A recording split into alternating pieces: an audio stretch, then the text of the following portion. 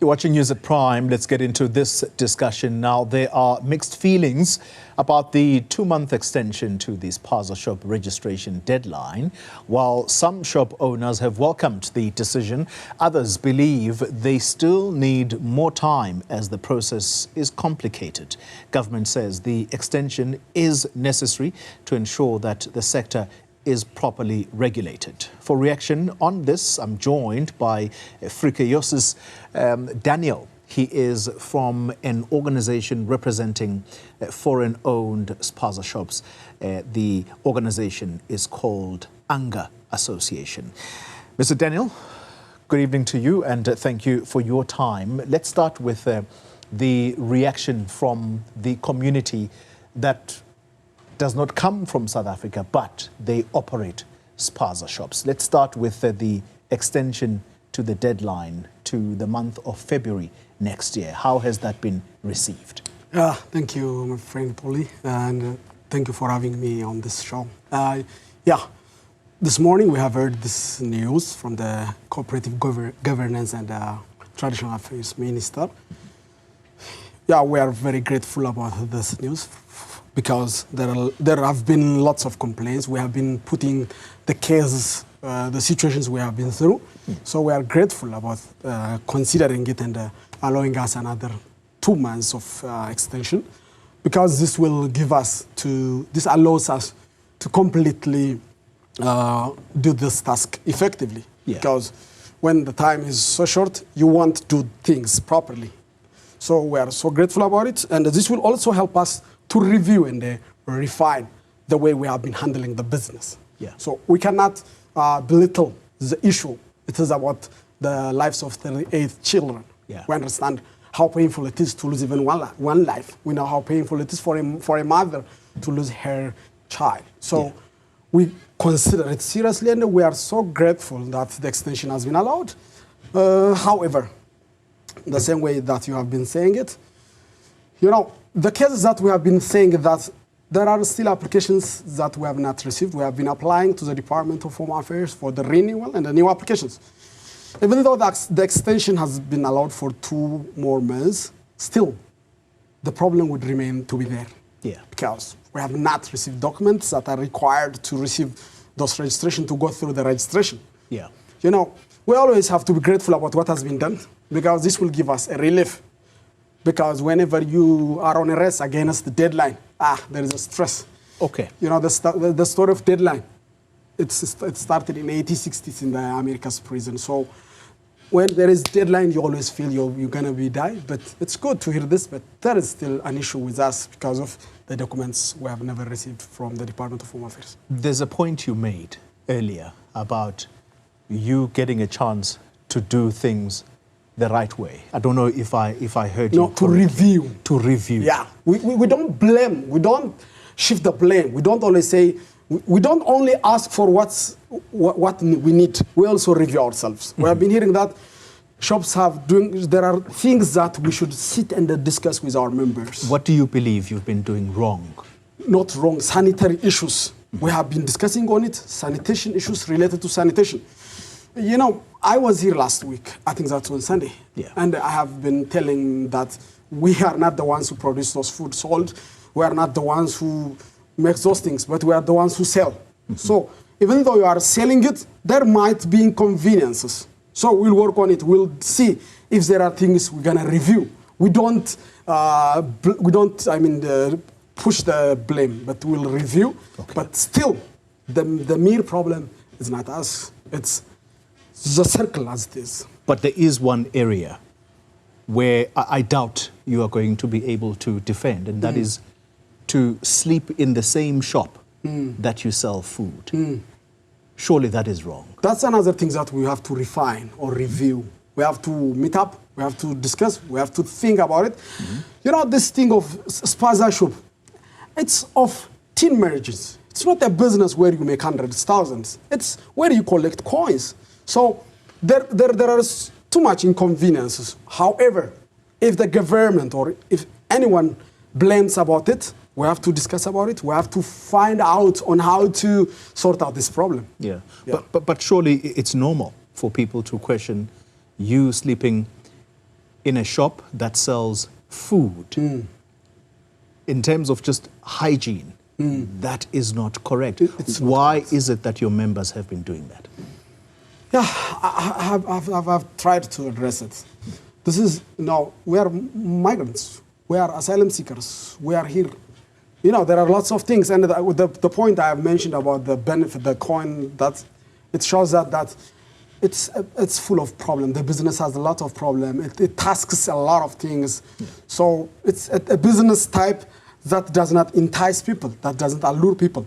So I and the members of the community would admit it, and that's what I say. We will review, we will refine, we will go through our members and say, this is something that has been being blamed, that has been being mentioned by the Department of Home Affairs, by the Department of Health, by the country, by the community, by our customers as well. Yeah. So we will work on it. Talk to me about organophosphate. Is this substance, is this a chemical that some of your members keep in their shops? I cannot comment on it because I don't think our members would be responsible about it. It's too tough because the president as well didn't directly mention it, or it is not related to us, to those who are in the shop. It's hard for me to comment on it. However, if it's related to the sanitation, that's something we can work on it. We can get rid of. Okay. Let's talk about the registration process for a moment. The understanding, or at least the outcry, and you would have heard the minister today when he was making this announcement of an extension, that fronting is not allowed. It is a criminal offense. Now, what fronting is, simply put, if a South African on behalf of is going to go and register on behalf of a foreign national, that is not being truthful to the authorities. Yes. Is that something that you have raised sharply with your members? Even though I don't have an evidence about it, but we, Ethiopians or members of Anganga, we strongly condemn this act because it undermines the integrity of the process. We always should stick to the legal route, the legal pathway. People could think this as an easy way out because, the registration requires documents, ID, asylum, blah, blah, blah. When they don't get that, they would come to the plan B, which might be fronting, which we strongly condemn because this undermines the legal process. I'm here to ask for the legal process, so isn't it? So the same way I am here for the legal procedure, I teach my members to follow the legal pathway because every legal action would lead to undesired consequence. So we don't want this to be done among our members. So the one that I've been saying, the refining, we will also work on it. We'll check if we have members who are doing this fronting thing. We'll tell them that don't do this. Okay. Final question. There is a strong sentiment from various communities around South Africa that spaza shops should be run by South Africans only. How do you, as members of the various countries that also have to make a living in South Africa, how does that make you feel? How would you address that with a South African who says you shouldn't be running a spaza shop? Okay. I think the statement that my brothers and sisters in South Africa, not all, but a few, say that shops should be owned by South Africans, not foreigners. That's how they state. Yes. I represent shop owners from Ethiopia. I'm an Ethiopian. As an Ethiopian, I don't feel that I'm a foreigner because I'm an Ethiopian. As I'm an Ethiopian, I'm an African. I have a sentiment of this is where I feel my home. Let me take you back to 1960s. Do you know there is a movement called, I think there was or there is, I don't know, either it's alive or not, either it's the What Would Jesus Do movement. Let me say this to those people who say that foreigners and who would label us foreigners what would Mandela say if he were alive? You know why? Because in 1963, when the Organization of African Unity when it was established in Addis Ababa, the first 32 countries that established the Organization of African Unity were fighting against any colonials, including the apartheid regime in South Africa. So the OAU was strongly working against these colonials. This was a fight. Whenever I state this, whenever I say this, people would rush to say that these guys are asking for illegal acts. No, we have zero tolerance for illegal acts. Putting this aside, considering this, we are not foreigners. We Ethiopians are not foreigners. We have lots of things in common. Do you know my traditional attire? This is a traditional attire. This traditional attire is usually worn in September in Ethiopia, which is the same as Heritage Day in South Africa.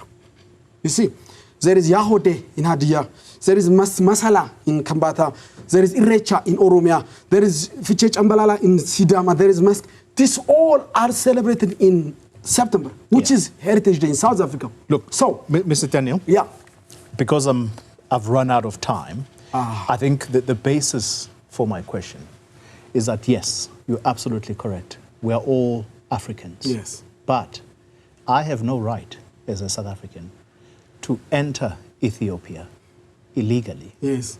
Once I'm in Ethiopia, I have to follow the rules of that country. Definitely right.